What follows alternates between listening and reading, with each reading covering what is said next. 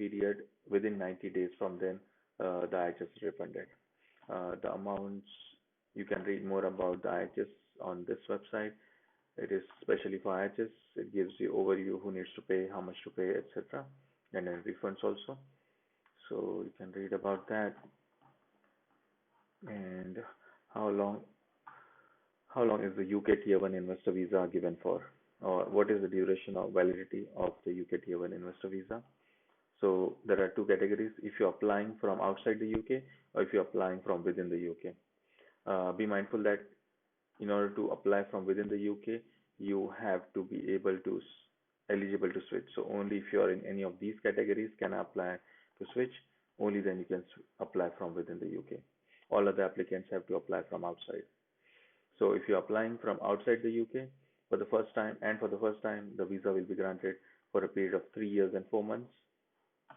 And if you're applying from outside and you held Tier 1 investor visa in the last 12 months, so either the previous category of investor visa or even this visa also, if you are trying to extend it, if you held it in the last 12 months, then the new visa will be granted for 2 years. If you're applying from within the UK, if you're applying for the first time, the visa will be granted for a period of 3 years. So usually for the first time, if you apply outside, they give you additional 4 months. And if you apply within the UK, they give you only 3 years. So 3 years and 4 months or 3 years. Be mindful that for the 4 months, you are required to pay IHS for the half year also. So here you pay only 3 years Immigration Health Surcharge. Here you will pay 3 years and half of a year. So usually 6 months of IHS is charged for any fraction of less than 6 months. If you're applying from within the UK and you are applying for an extension of your Tier 1 investor visa, so then the visa will be granted for 2 years. So if you are extending this visa, then it is given.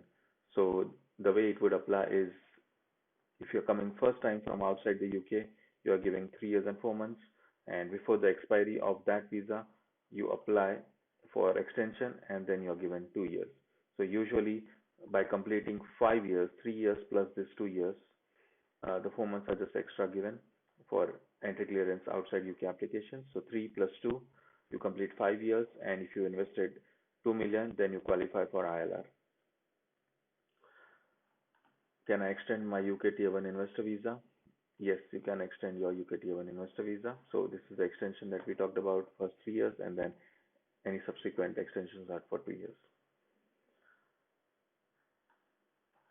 Another question that we get usually asked is, can I extend my visa? Usually, investor visas are applied by high net worth individuals. They have a lot of travel plans. They are required to travel for work, etc., personal reasons. This is the only visa where there is an exception where you can file for an extension from outside the UK. So if you get the first 3 years and 4 months, and then let's say in the last month of this 4th month, by the expiry of your visa, you are outside the UK. So you can apply for an extension. So if you're applying from outside UK, you can apply, and you'll be given the 2 years only. So the first application and extension is possible, can be applied from outside the UK. Sometimes if you're traveling, you can apply the extension outside. If you're in the UK, you can apply for the extension within the UK. Secondly, even this another consideration for applying for an extension outside the UK would be if the faster services. So in the UK, there are super priority services where you get the decision in about, there are other premium and VIP services where you get decision either in 1 day or in a week's time or so. So for any reason, if they are suspended, for example, because of coronavirus right now, these faster services are suspended.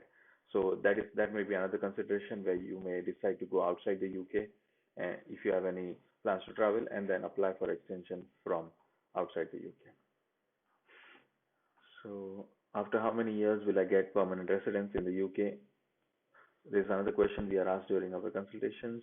On the UK Tier 1 investor visa, you will get indefinite leave to remain, also called as ILR or permanent residence, after completing 5 years if you invest 2 million, 3 years if you invest 5 million, and 2 years if you invest GPV 10 million. So you can have this tier system, 2 million, 5 million, or 10 million, and the amount of time to qualify reduces from 5 to 3 to 2 years. Okay. How many days do I have to live in the UK to qualify for permanent residence in the UK on the Tier 1 investor visa? You have to live in the UK for more than 6 months in any 12 months that you are on the UK in the UK on the Tier 1 investor visa. So, for example, if you invested for 2 million, and throughout the 5-year period in all the 12 months, so it is counted backwards from the date of application. So after 5 years when you apply, from that date they will look at 5 years backwards when you held the investor visa, and in every 12-month cycle backwards from that day you should be in the UK for. So the way they look at is you cannot be outside the UK for more than 180 days in any 12-month period. So it is looked at in the converse.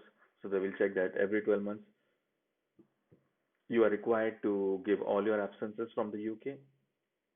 So at the end of 5 years when you apply, or at the end of 3 years or 2 years when you apply, they will. So if you're applying under 10 million route, you invest 10 million. So you would need to meet this requirement only for 2 years. If you apply with the 5 million route, you would need to meet the requirement for 3 years.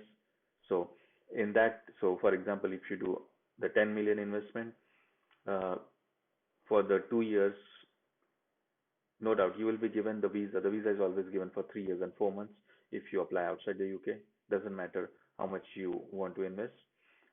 So in the first 2 years or throughout the 3-year period, whenever you apply, they will look back for last 2 years, and you should have spent the maximum absences allowed is 180 days in any 12-month period during your qualifying period for ILR. There are some rare exceptions for any emergencies or something like that. For example, if someone is hospitalized outside the UK, any family bereavement or something like that, but it is looked at on a case-by-case basis. Even for business reasons, if you are required to travel, you can produce any business-related evidences, uh, itineraries, etc., any business plans, any reason that you had to be in a particular country during a particular time. Even right now for coronavirus, the absences are considered as exceptional, so they would be ignored. So for this, usually take immigration advice. We do provide advice on these matters, so you can book any consultation with us, and we can get into the details and advise you accordingly. Uh, Further, can I get a British passport on the UK Tier 1 investor visa? This is for many applicants, this is the end goal. They want a British passport, so but hence they file for the investor visa. So the fastest approach would be to invest 10 million for 2 years, meet the residence requirement, only travel outside for 180 days, and then get the indefinite leave to remain. And then the British passport, the requirement is you can get after 12 months of getting ILR, and also you would have to complete 5 years in the UK.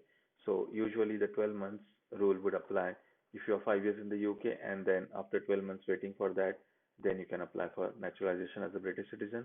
However, if you have qualified in 3 years or 2 years, you may have to stay further for next 2 years and complete your 5 years residence in the UK. You can see the requirements of naturalization under individual immigration,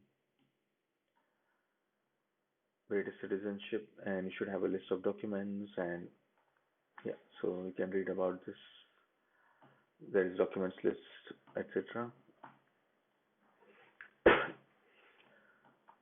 So going further, do I have to give my money or funds to the UK government to get a UK investor visa? No, you don't have to give the money to or funds to anyone, neither the government or to any other entity.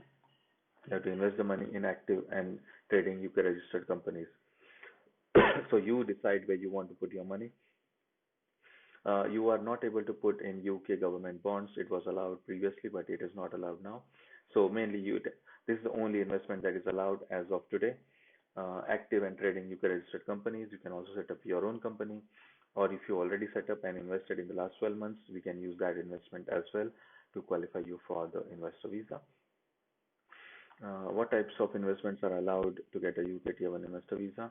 You'll have to invest the money in active and trading UK registered companies. Please, you can also set up your own company and invest in that company. What is an active and trading UK registered company for the purpose of Tier 1 investor visa? Active and trading UK registered companies for the purposes of the UK investor visa are the companies which are registered with the Companies House, so they have a certificate of incorporation, are registered with HM Revenue and Customs. So HMRC is the tax authority in the UK, so they are registered for the company tax, corporation tax, and PAYE. PAYE is pay as you earn, so this is for employees. The tax is deducted at source, so these two registrations are made with the tax department. Have accounts and a UK business account. So accounts means have accounts of the company, so either audited, unaudited, depending on the type of company and the volume, and a UK business bank account, both showing regular trading. So this is very important, showing regular trading of its goods and services. So many times we are asked, can we just open a company, put the money and just let it sitting there? No, that would not be allowed. It cannot be a dormant company, so it has to do trading. So it can be providing services or providing goods, but it has to be a regular trading of the goods and services. Have at least for the type of investment, usually it is better to have advice of immigration lawyers. We do advise clients on these aspects. You can book a consultation and we can take details from you and advise on your specific circumstances. And also the companies have at least two UK-based employees who are not its directors. So you can be the director of the company, but you cannot be counted towards the two employees. So you need to have two UK-based employees. There is no minimum salaries to be paid. So the only minimum would be the government minimum wages. So if you Google and see for minimum wage UK hours, and if you search, you will come up with the minimum wages. So the bands are here. You'll see the national minimum wages which apply to the age groups, etc. So this is the lowest that you can pay to any employee depending on what type of work they are doing. So they can be a minimum wage paid employee, or if they are qualified or professionals, you can pay the relevant salary. So for them, the salaries are different. There is a different job code, etc. that you have to look for. We can advise on all those matters. Do I need a criminal record certificate to apply for the investor visa? Yes, you would have to submit a criminal record certificate from any country you have stayed in for a total of 12 months or more over the last 10 years. So so you would have to get a certificate. Usually, since this visa is more famous with high net worth individuals, hence they do tend to travel a lot, either usually for tourism as well or business, etc. So even if you visit a particular country in the last 10 years, and let's say you visit 2 months, 3 months, and the total in the last 10 years, totaling up the cumulative total 1 year, 1 month in some years, 2 months in some years, 3 months in some years. If the total in the last 10 years is at least 12 months, even then you will have to get the certificate from that country. So that's a common problem that clients are unable to get where they are visiting for tourism, etc. And sometimes they don't even need a visa. They are going to a visa-free country, or even if they just have a tourist visa. It is difficult to get the police record, criminal record certificates. So in those specific cases, you can take our advice. We can advise you. If you are unable to obtain criminal record certificate, then usually prefer to have an advisor representing you, so they don't just take any ad hoc explanations. So any reasons and all will have to be justified properly.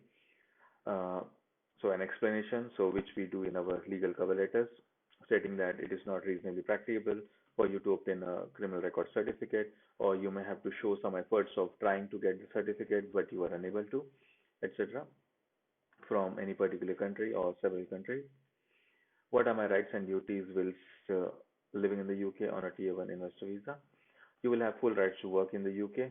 So you can either work for your own business. If you just invested in some other business, someone else's business, then you can take up a job anywhere. You can start your own business. You can be self-employed, a sole trader, anything, or your own company. You may also study in the UK. So you will have full rights to study in the UK. You will not need a student visa. Many times we also see that investors from other high net worth individuals, parents from other countries like China, Russia, etc. They send their children, they just get them on the investor visa, and the children they study in the UK, and they are not required to meet any student visas. They don't need sponsorship from the university or the school, university, college, any education institution. So we have done several applications where uh, high net worth individuals' parents had sent their children. They just got them an investor visa, and then the children were studying in the UK, and they were just living here and studying as normal. You may also just live in the UK without doing anything. So if you are on an investor visa, you can just live in the UK. You don't need to do anything. Just your physical presence is important and the investment. So that's what they are looking for when you apply for indefinite leave to remain. So that is all about the investor visa. If you need any specific advice to your specific circumstances, you can do a brief consultation initially to start with.